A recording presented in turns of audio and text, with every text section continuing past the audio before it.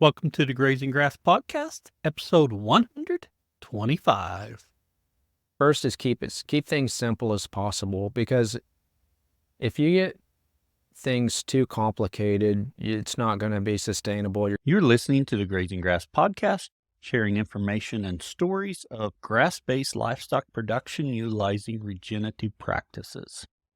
I'm your host, Cal Hardage. You're growing more than grass. You're growing a healthier ecosystem to help your cattle thrive in their environment. You're growing your livelihood by increasing your carrying capacity and reducing your operating costs. You're growing stronger communities and a legacy to last generations.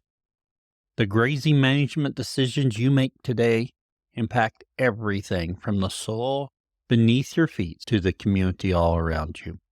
That's why the Noble Research Institute created their Essentials of Regenerative Grazing course to teach ranchers like you easy-to-follow techniques to quickly assess your forage production and infrastructure capacity in order to begin grazing more efficiently.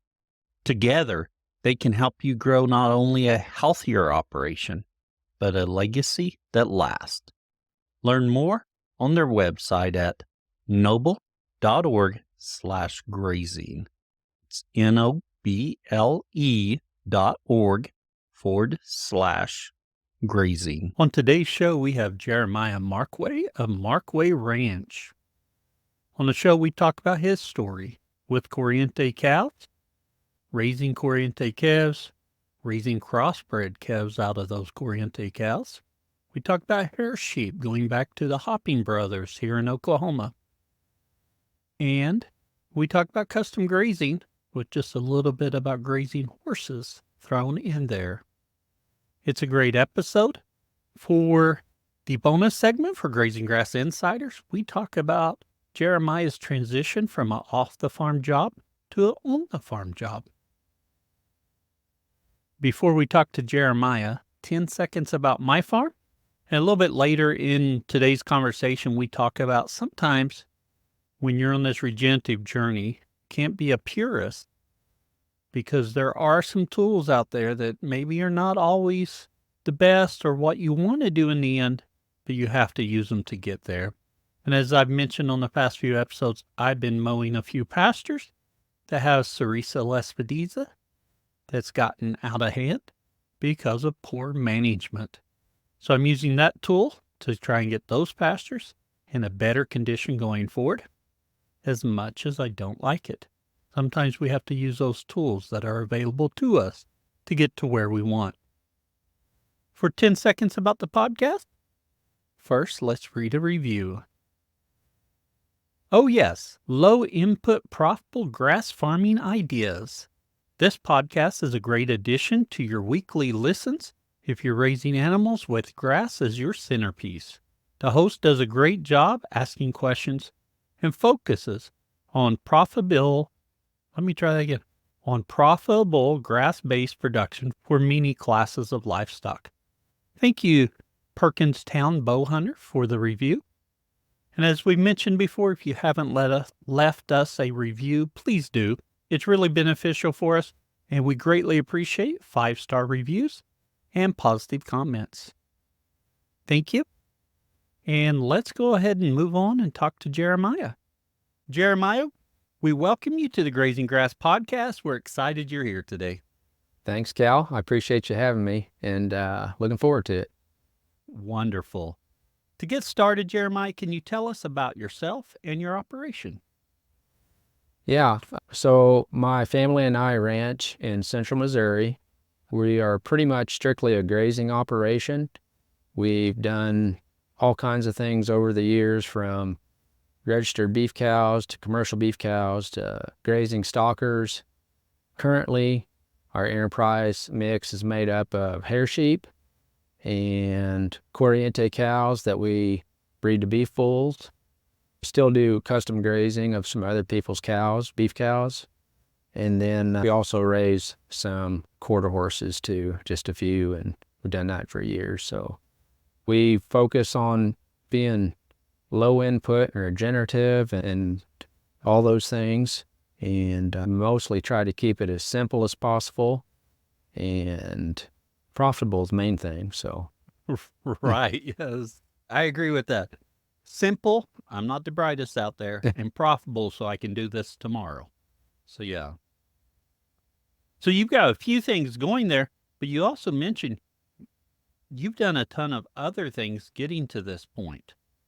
And often what I ask on the grazing grass is, what got you interested into regenerative practices? okay. My grandpa was a farmer and had done a little bit of everything too. He was pretty diversified. He milked cows, had beef cows. They had raised hogs, turkeys, laying hens. I mean, you name it, they did everything, whatever it took to survive. Oh, And, yeah.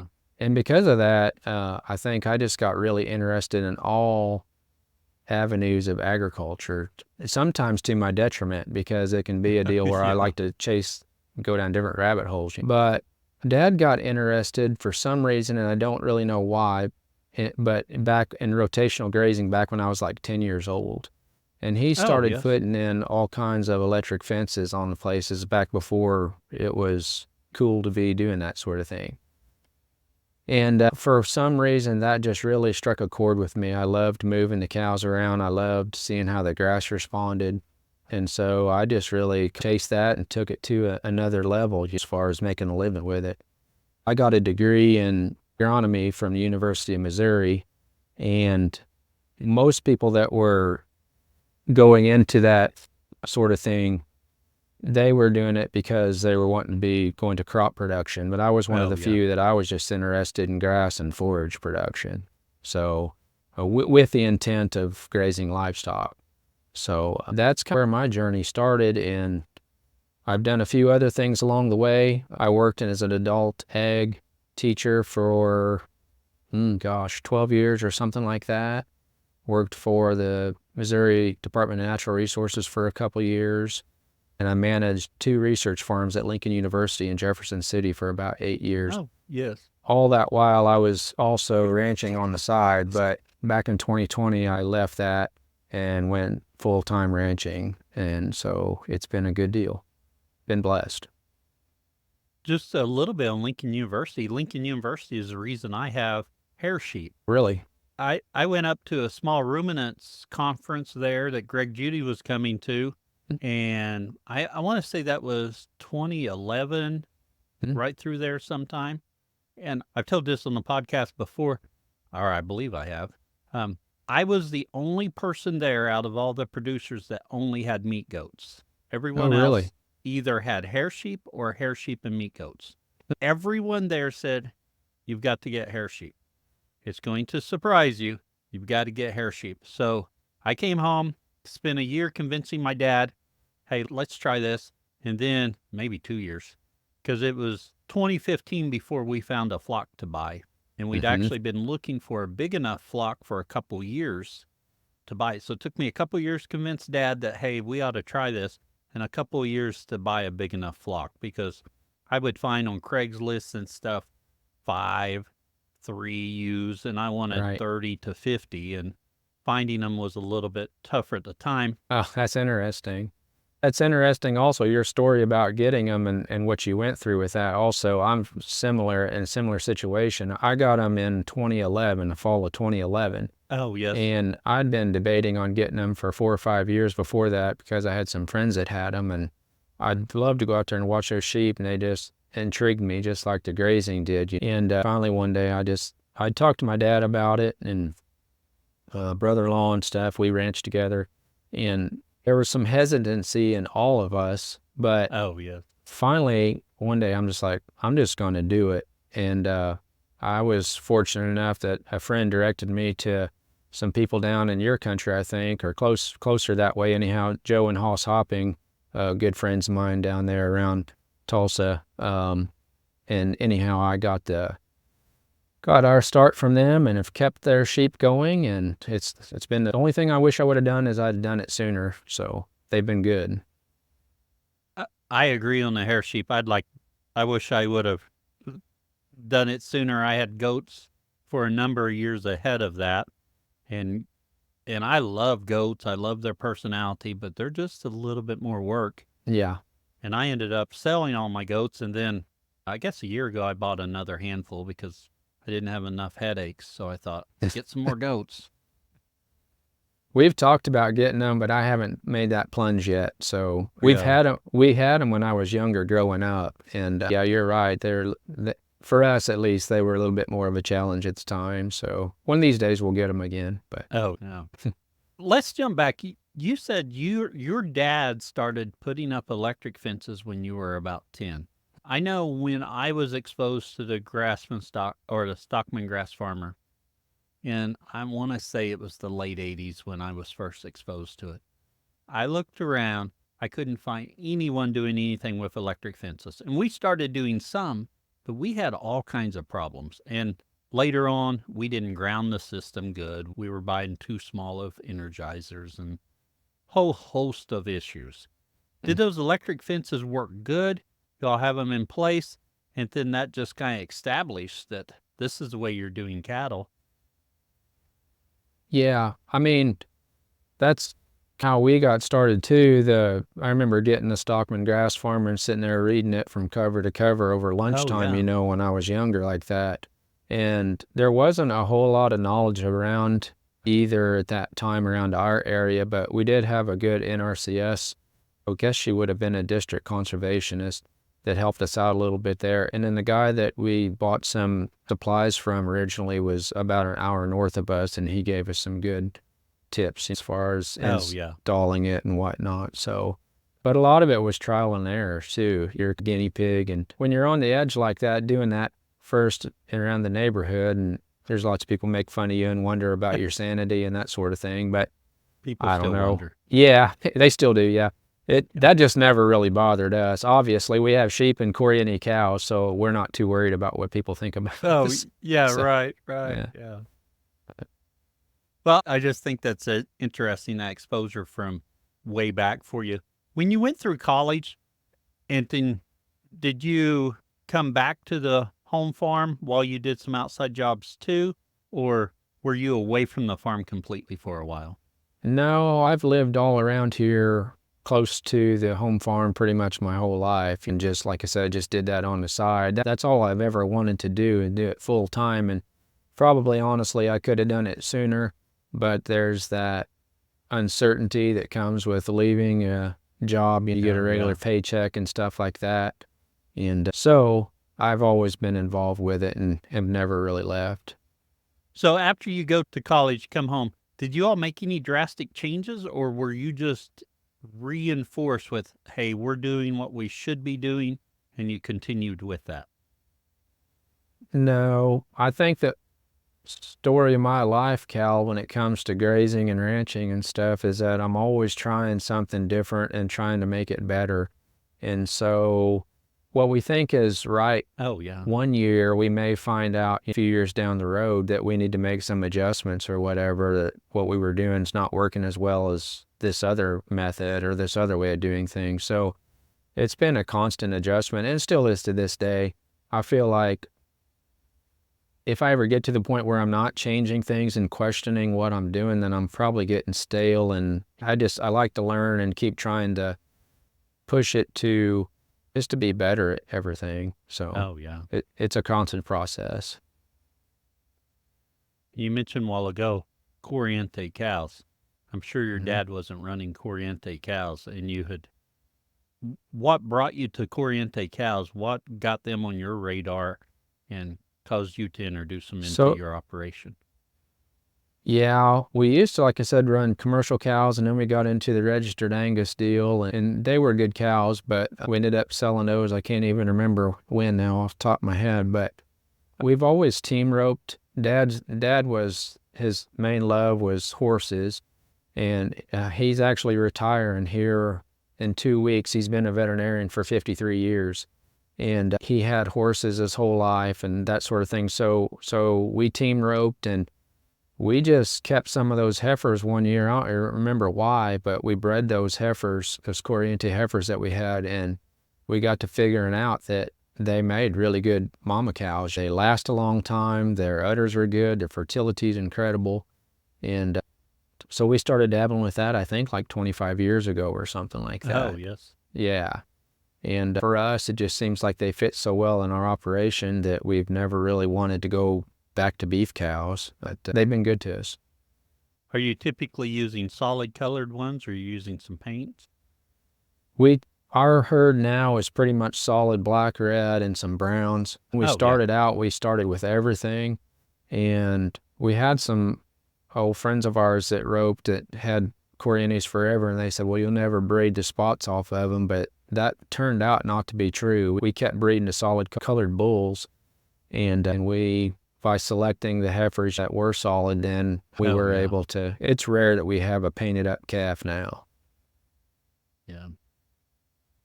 And with the Corrientes, I started buying a few Corrientes, been running them, I don't know, 3 years now.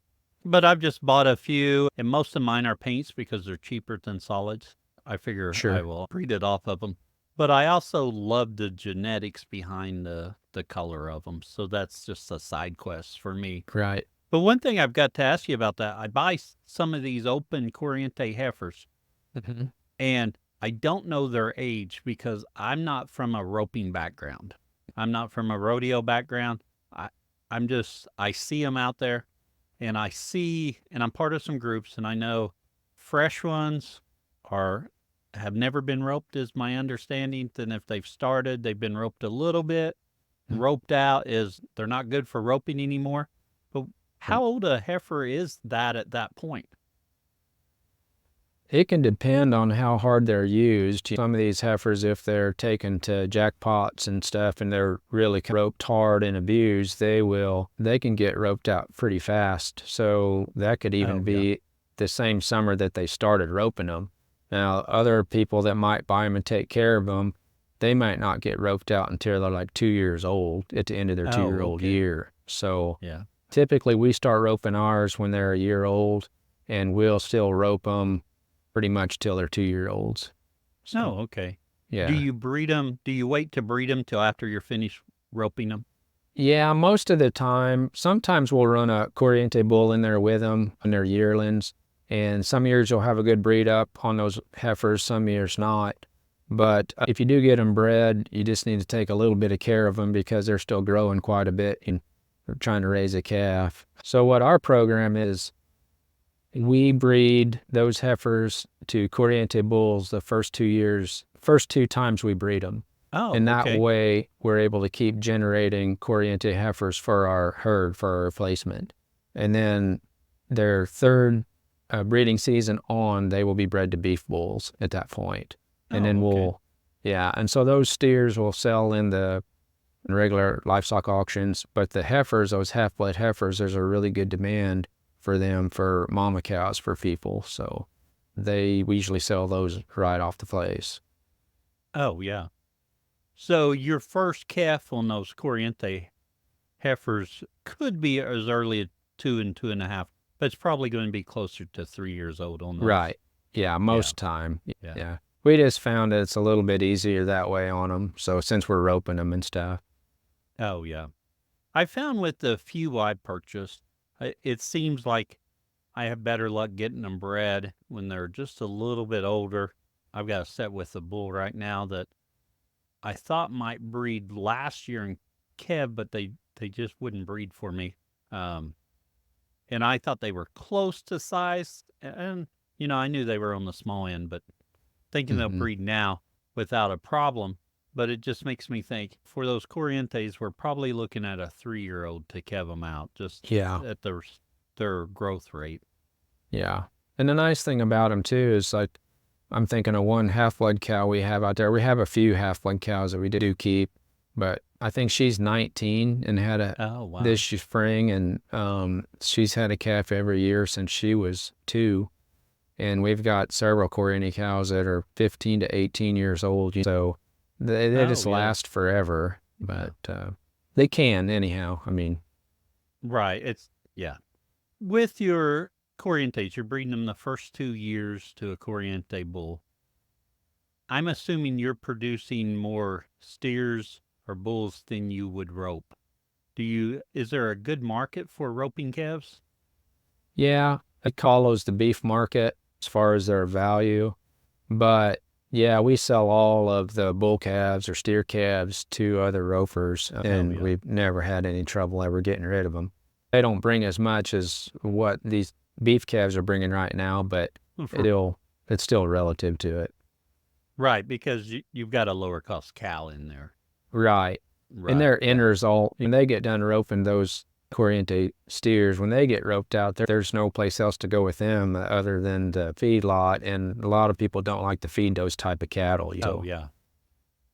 With the steers and you're raising them for roping, is there any kind of special management you do so that their horns develop good? Not really. We just make sure they have good nutrition, just like anything we do with our sheep or other cattle or anything. You just try to take care of them, and we don't pamper them or anything like that, but we just make sure that they have what they need to keep growing, and then age takes care of it. We usually calve those Corrientes around in April, so, the guys that are buying them want to buy those calves as prospects or ready to rope in March, basically. They don't want to overwinter them, but then when spring starts rolling around, they start thinking about roping and stuff, and they want to get their cattle lined up. So that's the only reason we don't calve those cows a little bit later, because if you wait and calve them in May and June, they're not ready to rope till May or June that following year, and a lot of people, they're wanting to rope before then, so you miss your market a little bit. Yeah, I assume it's like everything. Spring gets here, everyone gets overeager to be outside doing something. Right, that's exactly right. Yeah. With your bull calves on your Corrientes, at what age are you castrating them? It depends. Usually, if we cut them, they'll be, in December or January or something like that. But sometimes we don't even cut them, and we just sell them as bulls to the guys. They can cut them if they want to. I've heard people say you need to leave them intact for horn growth for longer than what you normally would for a regular beef calf. Yeah. So you do a couple years of breeding them Corriente bulls, and then you go with a beef bull on them. What's your preferred cross with your beef bulls? Well, we've used, pretty much everything you can think of under the sun. In most situations, I would normally say we've got along the best with Charolais bulls, because when we had those painted up cattle, the diluter gene and stuff would clean them up and make a light set of calves to sell that was matched pretty much. We had some really good luck with a black Limousin bull as far as putting muscling on, but we've been using Angus bulls, some thick type bulls, Angus type bulls, the last few years, mostly because of that replacement female market.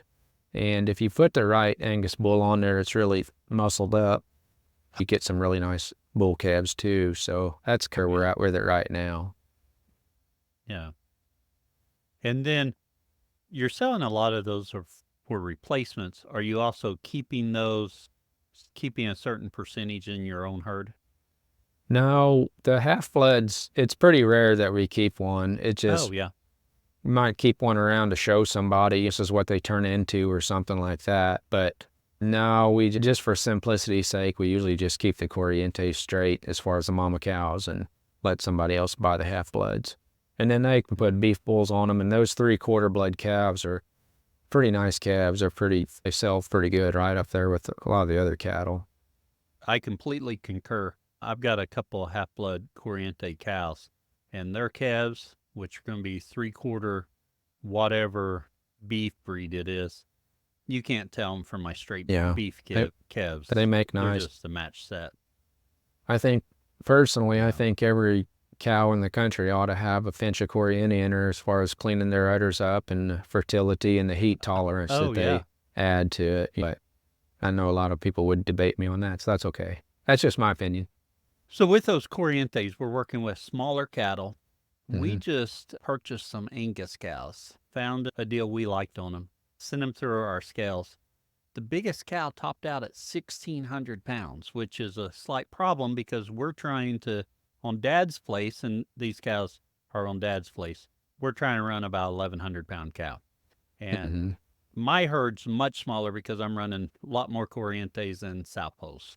So how big are those half-blood cows coming out?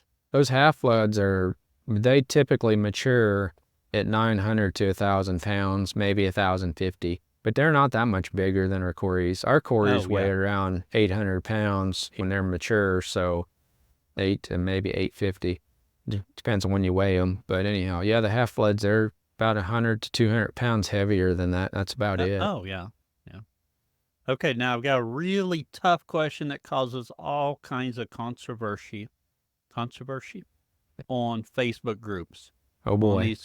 Yes. So this is a tough one, so I hope you're ready. So someone will post a picture of some heifers or calves for sale, and they'll be like, Corriente heifers for sale. And then the comments blow up that they're Longhorns, they're not Corriente, or they're crossbred. How do you tell them apart? You can't always, but I mean, in general, I would say that just the Longhorns have a little bit more horn to them, a little longer horn, a little faster growing horn. And the Longhorn breed in general has just been, I don't want to say tampered with, but it's been, messed with a little bit more as far as people breeding for color or horns or configuration and length. And so the Longhorn crossed cattle or Longhorns tend to be a little bit framier than our Corriente cattle. So there's no guarantee, though. Yeah. And I agree with both of those things you said. That's what I'm looking for when I'm seeing something and the arguments ensuing. How long's that horn? I bought some horn heifers, well, just a small trailer load of them, and they all had Longhorns. They're all Longhorn cross in there because their horns are so much longer than what I typically see with a Corriente heifer. And then I was talking to someone the other day, and I said, the Longhorn's going to be a little framier than a Corriente. They just got a little bit more size there. Yeah. And that's why typically they rope Corrientes more than Longhorns. I mean, some people will say they do that because the Corrientes are smarter than the Longhorns. Some people say no, they do. The Longhorns don't make as good a ropers because they're smarter than the Corrientes. Whatever. I don't know about any of that, but whatever. But anyhow, I know in some of those face groups, Longhorn versus Corrientes, that's a hot topic. Yeah, those Facebook groups, and I'm a member of many different ones, but I don't know. Every time I seem to post something on there, I regret doing it because it ends up like going off a different direction or people getting in an argument. So I'm like, I don't think I need to do that. I agree. And this may come out as a plug, but not really try and plug it. That's one thing. So we've got a group called the Grazing Grass Community on there. And that's one thing I'm trying to keep from happening because it seems like every discussion in any group I'm part of ends up into some disagreement about something that's not the point of the post. So right now, I think the Grazing Grass community is doing a great job staying away from that. But the more people you get into it, the more likely it's going to happen. But yeah, I totally get that. Yeah. And to be honest, I read a lot of those. So it does attract my attention, but I don't want that in a discussion where I post, where I want some quality information. Right. I understand. Now let's just talk, before we get back to your sheep, just a little bit more on your cattle. Let's talk about your management of your cattle. You mentioned earlier the Corriente heifers, or first heifers, are calving in April, and it sounded like maybe your older cows are calving a little bit later. Did I understand? They're still April and May pretty much. Okay. Yeah. So part of that, Cal, is that on those half-blood calves, we really like to sell those half-blood steers in that time frame, the following spring, not really spring, winter time, I guess you'd say. Going into spring, whenever those guys are really looking for grass cattle and hitting grass, catching grass fever, and you've got they're looking for a little 450 to 550 pound calf, and those calves work pretty well for marketing at that time frame, and so that's why we calve them there when we do. And with our grass, I mean, it could be better to go more May and June, but with our fescue, predominantly fescue base and stuff, it still works pretty good to calve that time of year. Oh, yeah. Yeah. We've tried calving them in the fall and stuff, and I don't know. It doesn't work very well for us. It doesn't seem like so. You're not too far north of me, but you're a little bit north of me and then east of me. And anytime, winter's just going to be a little worse for you than it is. Go even south, it's even better for them. Right, right. And that's one of the things we found about the Corrientes is they don't put on back fat like a beef cow does, like an Angus or something. And so we found that you need to have them in pretty good shape going into winter, especially if you're going to carry a calf on them through wintertime.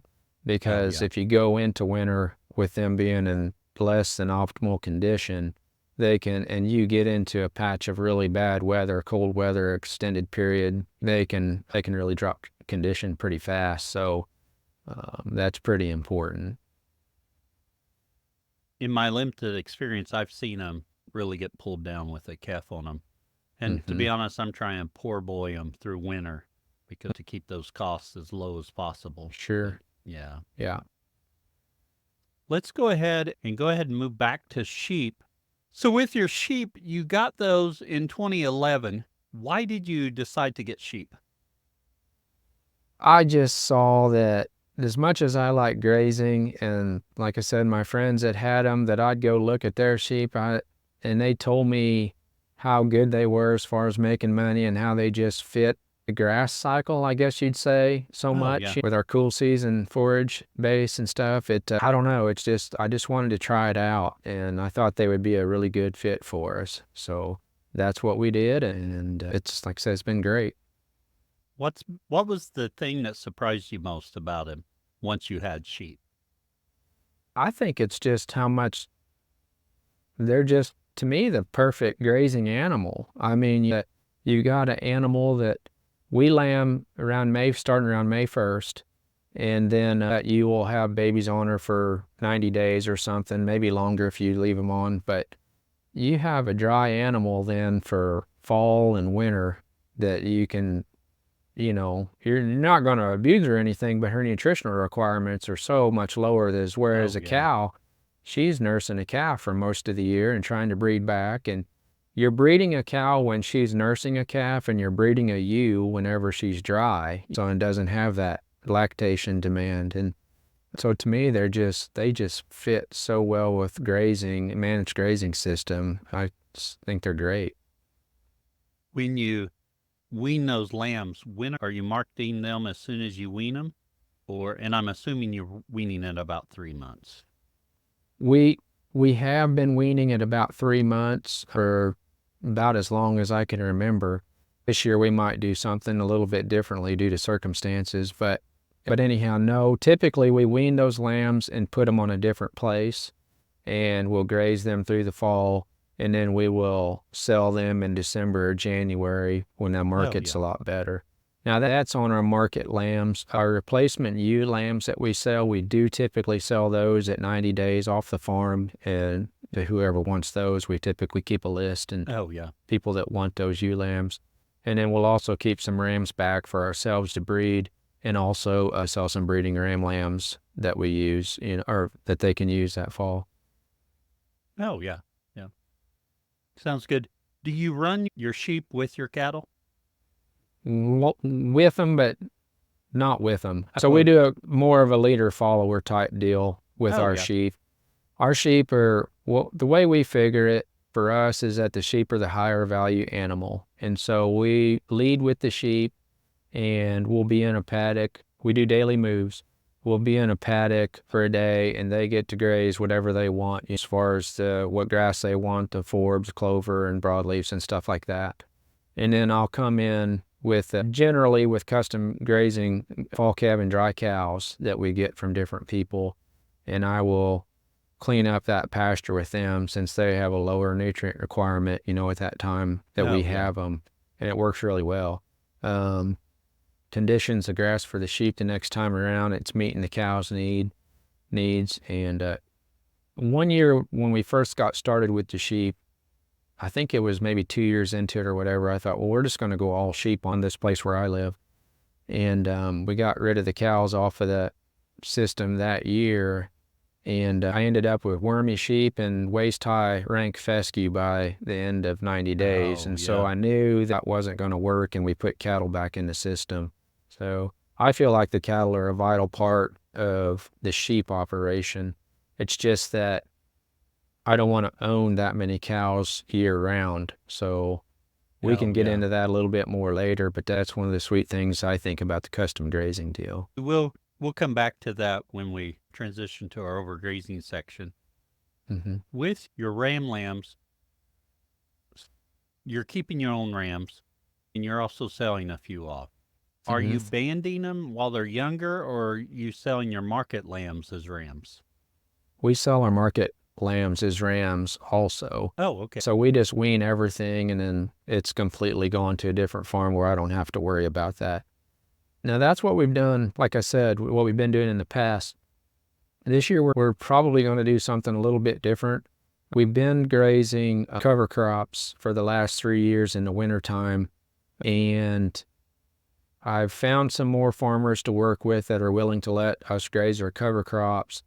And I think what we're going to do this year is we are going to ban those ram lambs that we don't want to keep as breeders and keep those on the ewes and take them to cover crops as well. So it's just that rye and stuff is such good feed. They do so well on it that we think that's going to work out. Again, sometimes we're right, sometimes we're wrong when we try these new things, but the winter grazing of the ewe has been working out real well on the cover crops. And if we can graze those lambs right along with them, we think it'll be a lot nicer to manage one bunch there than have a bunch of lambs here and a bunch of ewes up there. Oh, yeah, and then you're not worrying about ram lambs getting to your ewes as bad. Right.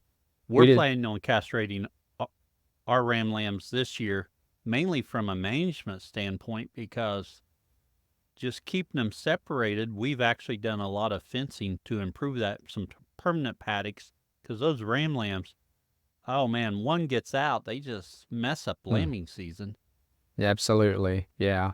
Yeah, we're going to have to be pretty diligent about making sure everything gets banded if we do leave them on the ewes like you're talking about, because I've heard horror stories from people that talk about having 150 or 250 ewes. There was only one ram lamb and they all got bred. So it's crazy what they can do.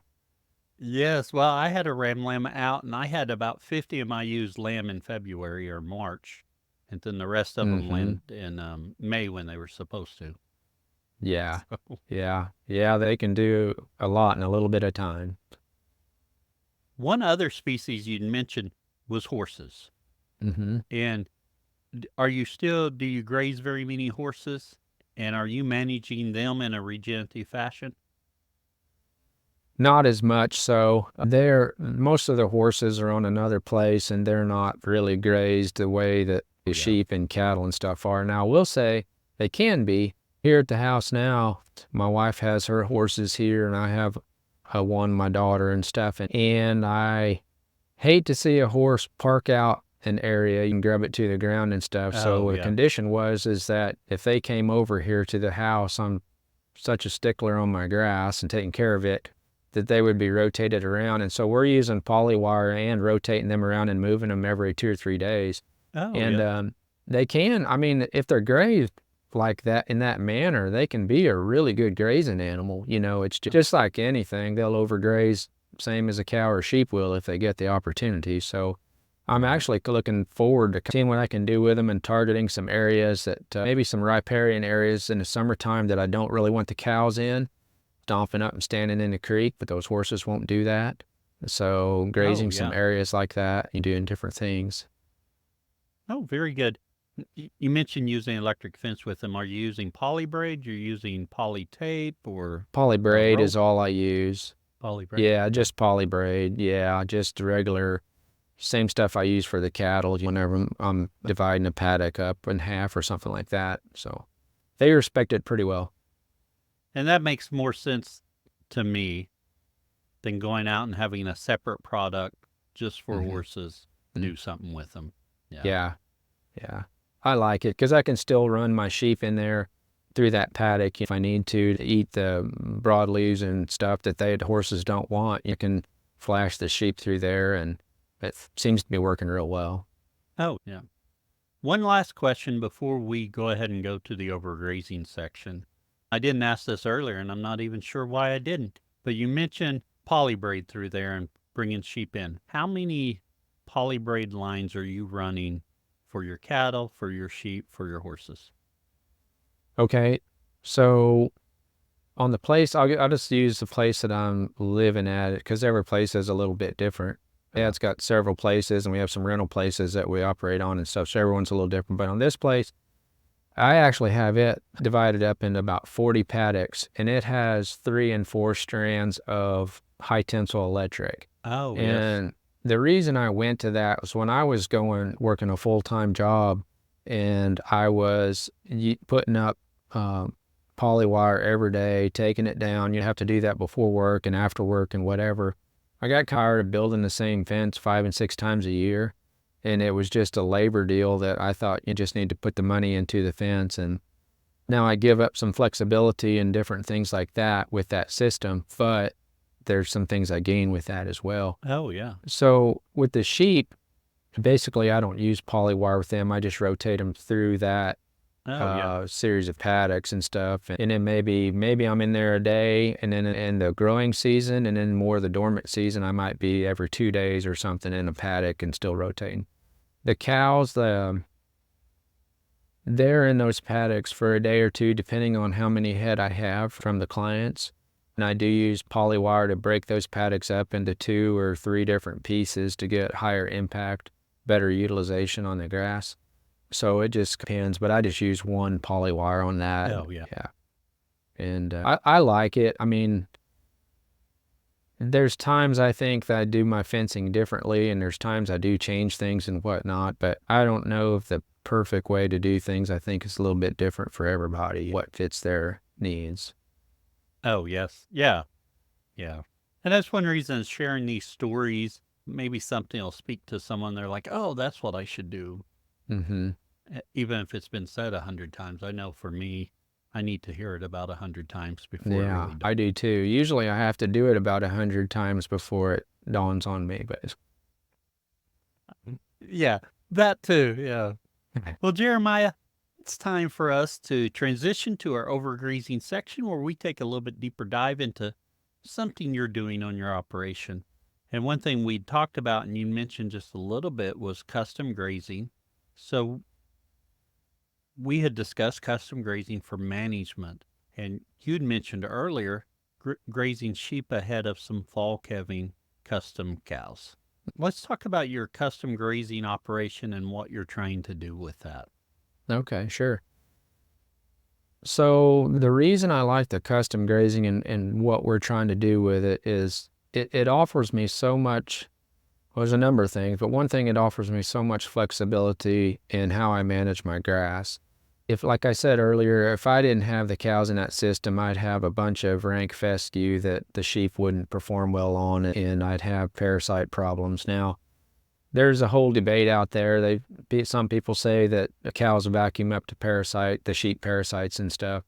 I'm not as much of a believer in that, because if you listen to the experts that say the larvae only travel up about 4 inches on the plants, well, I'm not grazing that short anyhow. So to me, it's more of a deal. I'm using those cows to condition that grass to be higher nutritional content whenever those sheep come back around.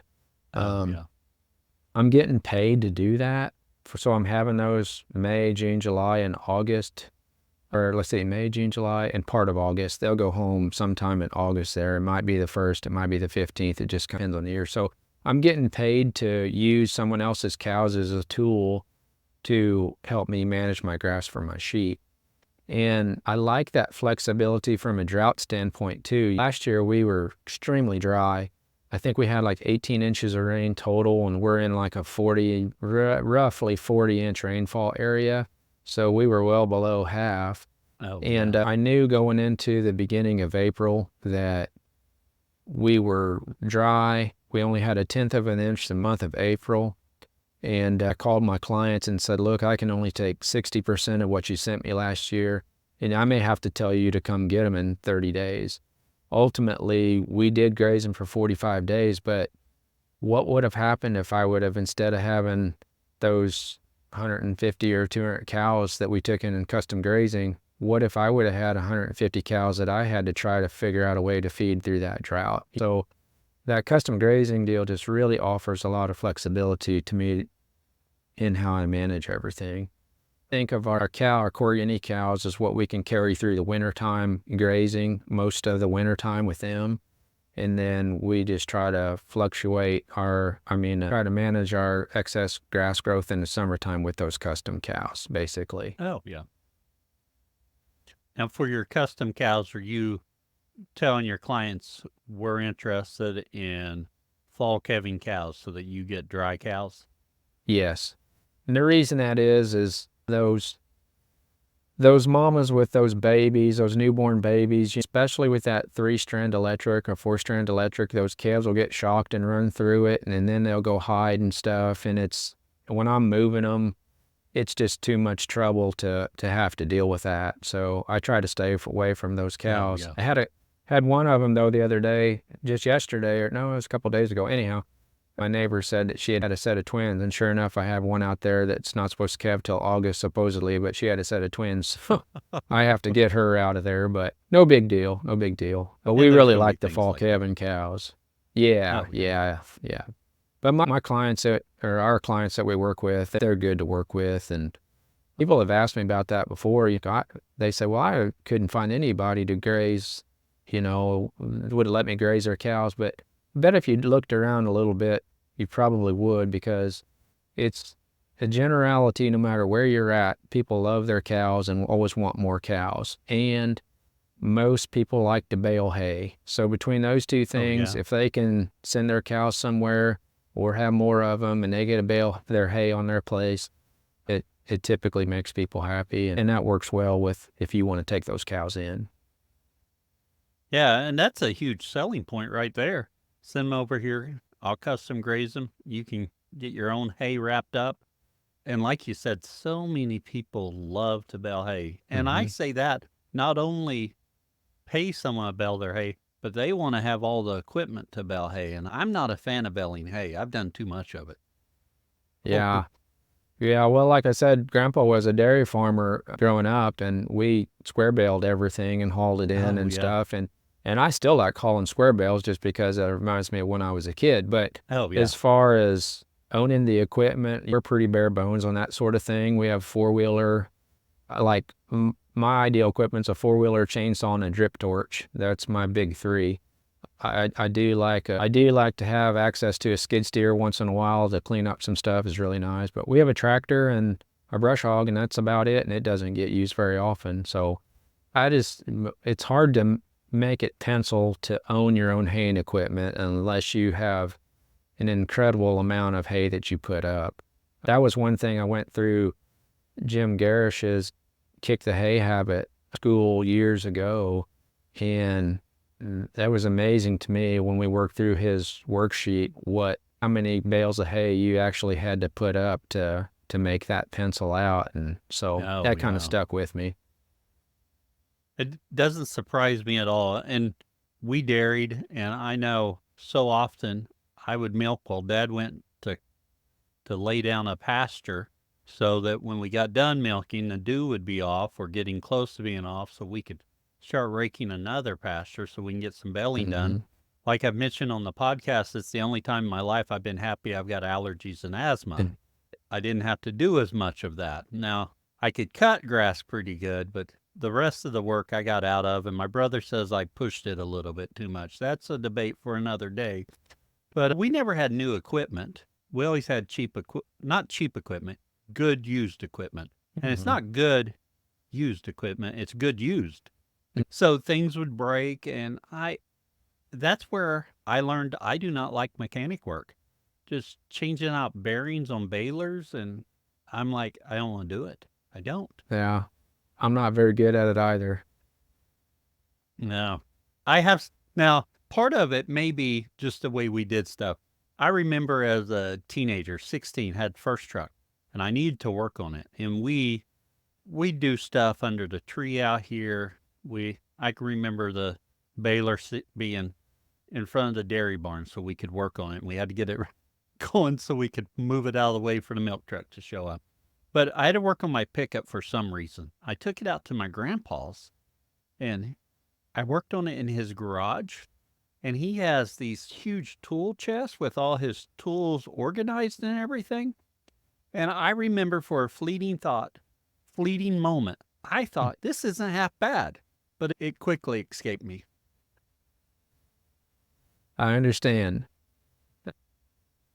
Well, Jeremiah, it sounds really interesting what you're doing with your custom grazing there. I like how you're pinpointing some cows that require lower nutritional requirements, and using them in a follower system. I think that's a great utilization of a certain class of animals to achieve your goal. With that, it's time for us to move to our famous 4 questions, sponsored by Ken Cove Farm Fence. Ken Cove Farm Fence is a proud supporter of the Grazing Grass podcast and grazers everywhere. At Ken Cove Farm Fence, they believe there's true value within the community of grazers and land stewards. The results that follow proper management and monitoring can change the very world around us. That's why Ken Cove is dedicated to providing an ever-expanding line of grazing products to make your chores easier and your land more abundant. Whether you're growing your own food on the homestead or grazing on thousands of acres, Ken Cove has everything you need to do it well. From reels to tumble wheels, polytwine to electric nets, water valves to water troughs, you'll find what you're looking for at Ken Cove. They carry brands like Speedrite, O'Brien's, Kiwi Tech, Strainrite, Job, and more. Ken Cove is proud to be part of your regenerative journey. Call them today or visit kencove.com, and be sure to follow them on social media and subscribe to the Ken Cove YouTube channel at Ken Cove Farm Fence for helpful how-to videos and new product releases. It's the same 4 questions we ask of all of our guests, and Jeremiah, I don't know if you've studied. They're pretty tough questions. I hope I pass. Yeah, hopefully so. Let me get my red pen out so we're ready. Our first question, what is your favorite grazing grass-related book or resource?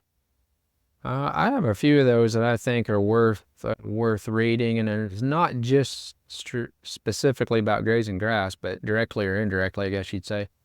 First one would be Stan Parsons, If You Want to Be a Cowboy, Get a Job. That's a really good little book that's packed with information. Jim Howell's book, For the Love of Land, is another really good one.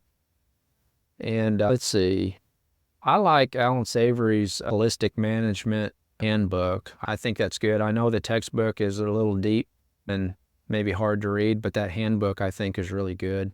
So those would probably be my top 3, I think, on the ranching side of things. Alan Nation's Knowledge Rich Ranching is another good one, and Jim Garish's stuff's all good, I think, especially for someone in maybe your area or my area east. Anybody in the fescue belt, I feel like he's got a better handle on grazing fescue and stuff than anybody else I've seen. Oh, yeah. Yeah. Excellent resources there. Stan Parsons, I've heard of it, but I haven't read that one, so that's one I definitely need to read. I think someone stole mine off my bookshelf because I can't find it, so I may have to order another copy. It's good. It's worth your time. It's a quick read, but it's really good. I'll have to get it and read it, and I'm not the one who stole it. I was looking at my bookcase, and I actually have a book on there that I'm like, oops, that's Dad's book. I better take that back about the King Ranch. I thought, I know that I borrowed it, and he said, now make sure this comes back to me. And I just saw it the other day. I'm like, oh, I got to get that back to him. Our second question, what is your favorite tool for the farm? I think that'd have to be my 4-wheeler. I just use that every day consistently, whether it's carrying the fence post and the reels, or carrying my tool pouch, my fencing tool pouch, or carrying dog food, my stock dogs, carrying what, I don't know. I used to not have one, and I'm like, how did I ever get along without one? Yeah. So, and I like, each your own, I like a 4-wheeler better than a side by side. I just personal preference, but I can get around with it a little handier and stuff, and a little lighter weight maybe and whatnot. So I like that. Yeah. Yeah. Very good. Thirdly, what would you tell someone just getting started? So I would say there's several things I think I wrote down here. One that I wanted to remember it. One is first is keep things simple as possible, because if you get things too complicated, it's not going to be sustainable. You're going to wear out. You're going to quit. You're going to get frustrated. So try to keep things as simple as possible. And if you see yourself starting to venture away from that to where it's getting more complicated, then just be aware of that and try to come back. Try to be a good student of observation. And I think that's a huge thing that for some reason doesn't seem very common nowadays. I don't know why, but anyhow, just really try to be a good student of observation and see what's going on out there. And another thing is don't be a purist. And what I mean by that is their regenerative deal has been great and getting people interested in agriculture and stuff.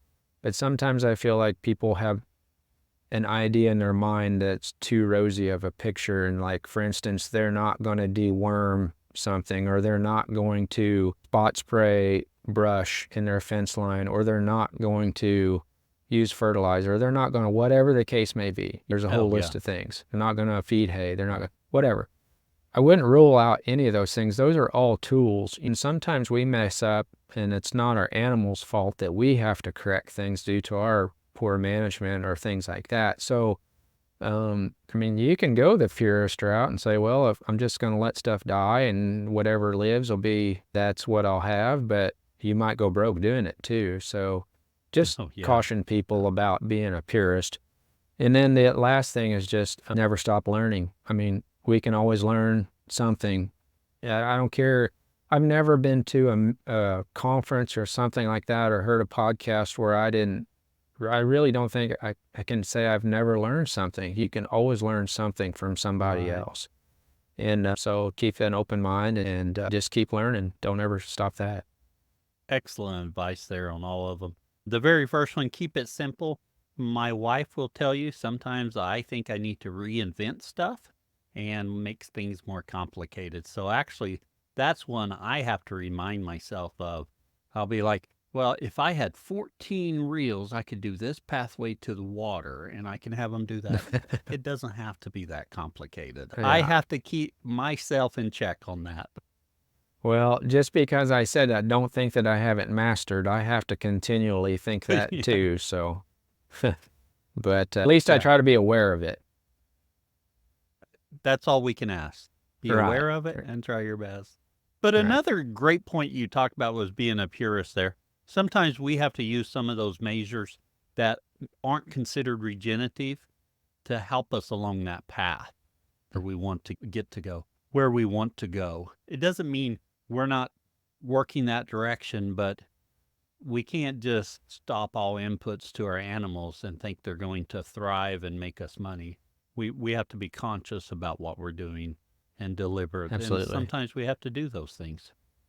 Right. And it doesn't mean you're a failure or anything less because of that if you do. I mean, that's just part of the learning process, being human and how it goes. That's just life. So.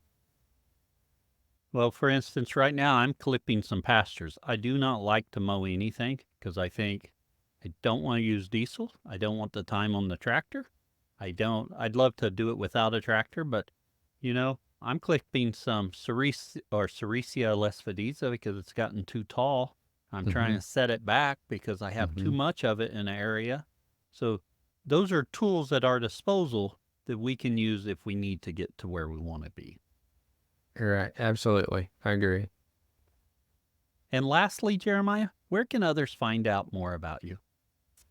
We have a web page that my sister maintains or has created. It's called markwayranch.com. And I am on Facebook. I rarely post. In fact, I don't look on there very often. But it's just Jeremiah Markway. They could search that. We also have Markway Ranch on Facebook as well.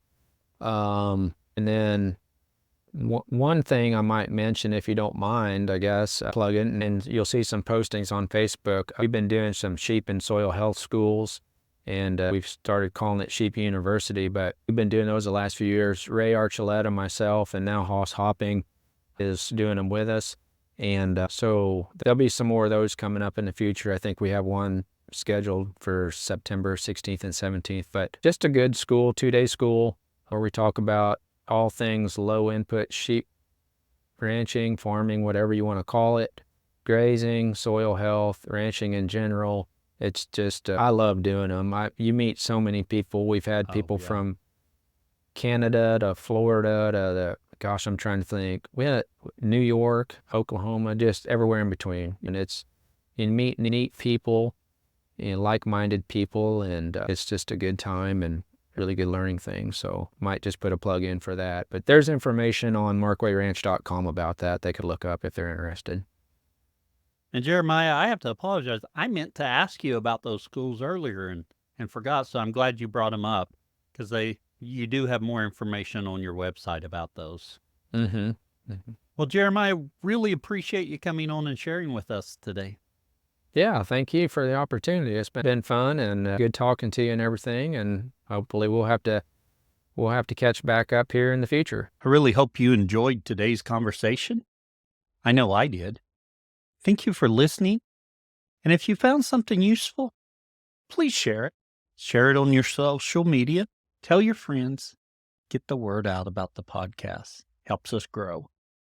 If you happen to be a grass farmer and you'd like to share about your journey, go to grazinggrass.com and click on Be Our Guest.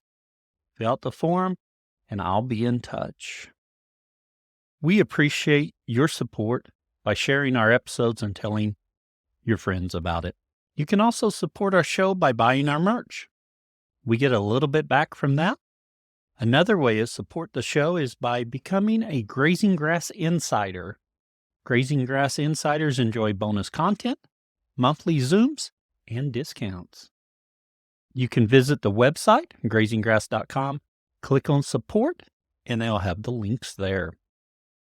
Also, if you haven't left us a review, please do. It really helps us as people are searching for podcasts.